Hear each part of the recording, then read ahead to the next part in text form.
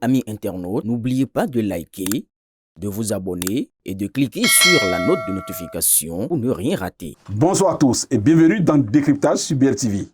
Dans un contexte sécuritaire régional complexe, le Bénin a récemment fait face à une tentative de déstabilisation, heureusement contrée par nos forces de défense et de sécurité. Pour analyser ces événements et leurs implications, nous avons l'honneur de recevoir ce jour M. Rachid Barabassi, ministre conseiller à la Défense et à la Sécurité.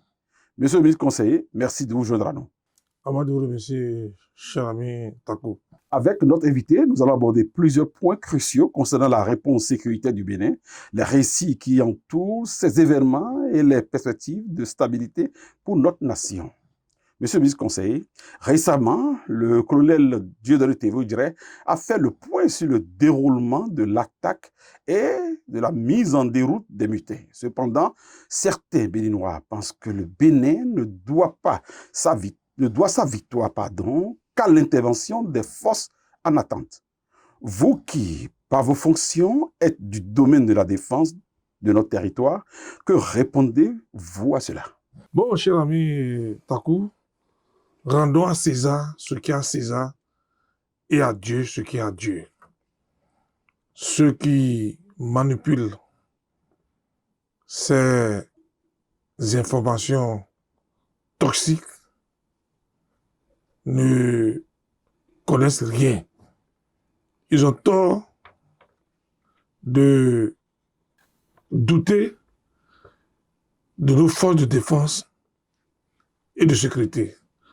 Notre capacité à faire face à l'ennemi. Le Bénin n'est plus un petit pays. Vous voyez, cher ami Takou, permettez-moi avant tout propos de rendre hommage à nos forces de défense et de sécurité, au peuple béninois pour sa maturité démocratique et politique. Nos forces de défense ont fait face aux mutins, aux putschistes, dans un combat farouche qui a duré plus de 45 minutes et a mis en déroute l'ennemi qui a attaqué la résidence du chef de l'État. Donc ceux qui disent que le Bénin doit sa victoire grâce au Nigeria, ils ont menti. Parce qu'au moment où nos forces de défense et de sécurité ont mis en déroute les putschistes, les Nigériens n'étaient pas encore au Bénin. Au moment où ils les ont délogés de la télévision nationale, les Nigériens n'étaient pas encore au Bénin. Au moment où ils ont fui la télévision nationale pour Tobin, encerclés par nos forces de défense et de sécurité, les Nigériens n'étaient pas encore au Bénin. Alors, au Bénin, qu'est-ce qui s'est passé? Après les avoir encerclés, vous savez, Tobin, Akobato et Fijose sont des zones résidentielles à forte concentration humaine. Le chef de l'État, malgré les épreuves, a donné des instructions claires, fermes, pour préserver la vie des civils. Et a décommandé tout assaut qui pourrait mettre en péril la vie de nos paisibles populations. Alors, comment lancer l'assaut sans mettre en péril la vie de nos paisibles populations? Il n'y a qu'une solution. Trouver les avions qui ont capacité de faire des frappes chirurgicales, qui ont une capacité de vision terrible, qui ont une capacité de capter l'ennemi. Nous avons ces équipements. Mais malheureusement, ces équipements étaient en maintenance. D'où la nécessité de faire recours à la solidarité sous-régionale. Monsieur le ministre conseiller, passé l'étape du coup d'État heureusement déjoué, notre pays se retrouve au lendemain de la tentative face à une autre situation, celle des groupes qui appellent au retrait des forces en attente. Quelle lecture faites-vous de cette nouvelle tendance? Vous savez, le Bénin est membre d'une organisation sous-régionale. Le Bénin est membre de la CEDEAO. Et il y a les conventions qui lient le Bénin à ces pays, dont le Bénin s'y adhère. Et je pense que les forces en attente sont dans leur rôle, juridiquement. Donc, ceux qui le disent, en réalité, c'est de hors-la-loi, c'est des apatrides qui, en réalité, n'aiment pas les pays. Parce que la solution pour eux, c'est qu'il faut interrompre l'ordre constitutionnel et qui les arrange. Je pense qu'en toute humilité, ils prêchent dans le désert. Ça ne marchera pas. Monsieur le ministre conseiller, dans la même dynamique, les communicants de l'AES continuent de soutenir que le coup de Tigri a marché. Qu'est-ce qui peut bien être à la base de cette façon de parler? Vous savez, le ridicule ne tue pas du temps. Vous savez, c'est des abuseurs de galerie. C'est vrai, ils ont lamentablement échoué. Et je pense, en toute humilité, la seule explication valable que je peux donner en tant qu'homme politique, ces gens, en réalité, font de la jalousie, la haine gratuite. Parce que le développement économique et social en cours au Bénin gêne. La concrétisation du hautement social est devenue une réalité. Les cantines scolaires, les enfants mangent aujourd'hui 2 à 3 fois par jour, ça gêne. Pendant que dans un pays, c'est la faim, c'est la famine. Troisièmement, la concrétisation des marchés modernes sur toute l'étendue du territoire national a un impact sur le hautement social, surtout sur nos femmes. Parce que n'oubliez pas que par le passé, nos femmes vendaient au bord des rues. Parfois, se font écraser par les camions. Donc, c'est un problème de sécurité publique, de sécurité routière, que Talon vient de régler définitivement. Ça gêne. La construction des stades, aujourd'hui, impacte positivement la jeunesse. Le Bénin, sous le leadership du président Patrice Talon, c'est 3000 km de routes réalisées contre 2000 depuis 1960. Comprenez que ça doit gêner. Le progrès économique sous le leadership du président Patrice Talon gêne. Donc c'est des jaloux. Et c'est pour cette raison qu'il faut... Ils ont tout tenté.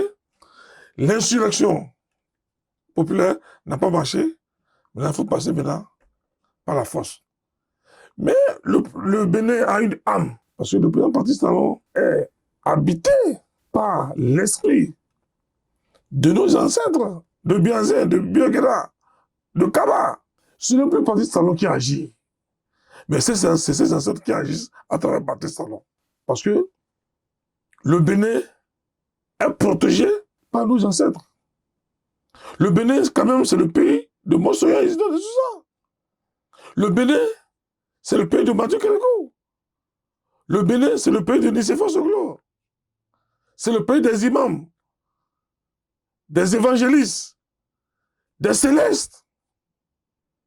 Non, Dieu n'est pas méchant pour livrer le peuple béninois. Parce que Dieu et le peuple béninois est en harmonie avec Dieu. Et c'est pour ça, le président Patrice Talon, un vrai chef. Vous avez vu comment il a géré le combat aux côtés. Ce n'est pas un président fuyard, c'est un président digne. Monsieur le ministre, il y a dans les rangs d'une certaine opposition un appel au dialogue politique comme condition sine qua non à la paix. Que leur répondez-vous? Ils sont suspects.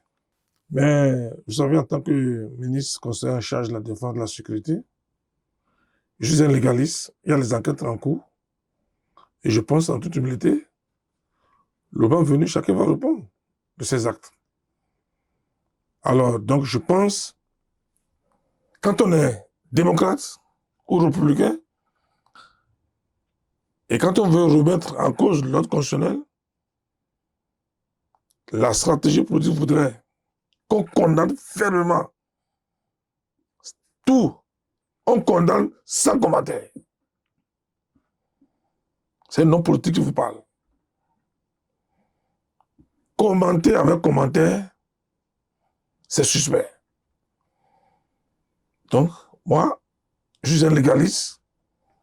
Je pense en toute humilité, avec tout ce que le président Patrice Talon a fait pour nos forces de défense et de sécurité, M. Takou, je ne pense pas que nos forces de défense et de sécurité voudront renverser l'ordre constitutionnel. Non.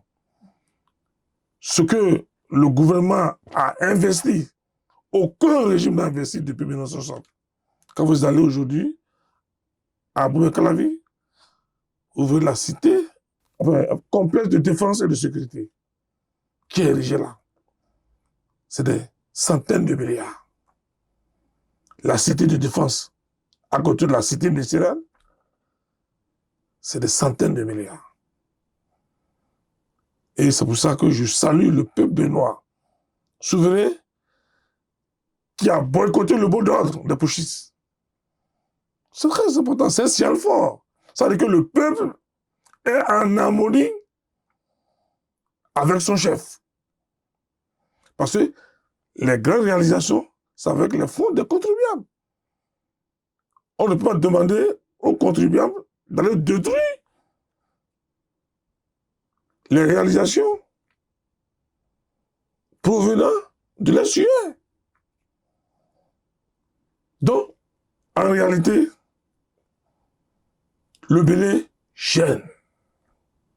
Parce que quand vous allez dans les pays de l'AES, les populations disent « Passez-nous le président Patrice Talon, au moins pour un an, pour venir développer notre pays comme Cotonou a développé. » Ça gêne.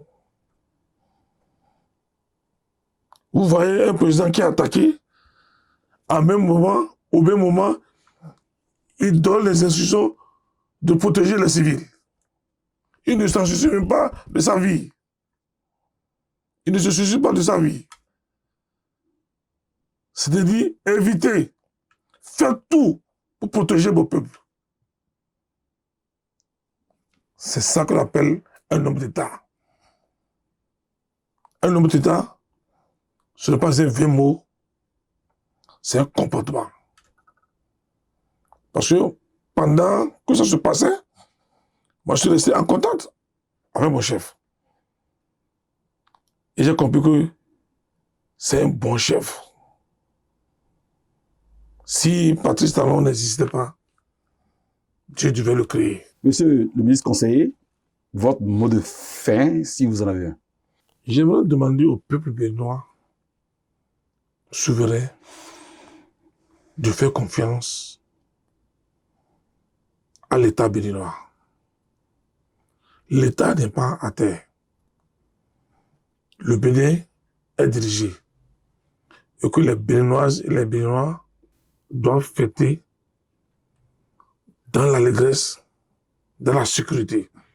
Et nous demandons au peuple béninois de vaquer à leurs activités, de ne pas avoir peur. La situation est sous contrôle. La situation est sous contrôle. Sur toute l'étendue du territoire national. Donc, une fois encore, je remercie nos forces de défense et de sécurité, véritables armées républicaines qui ont mis en déroute l'adversaire. Vive la République, la lutte continue. Monsieur Rachid Ibrahim, merci. À moi de vous remercier, monsieur le journaliste.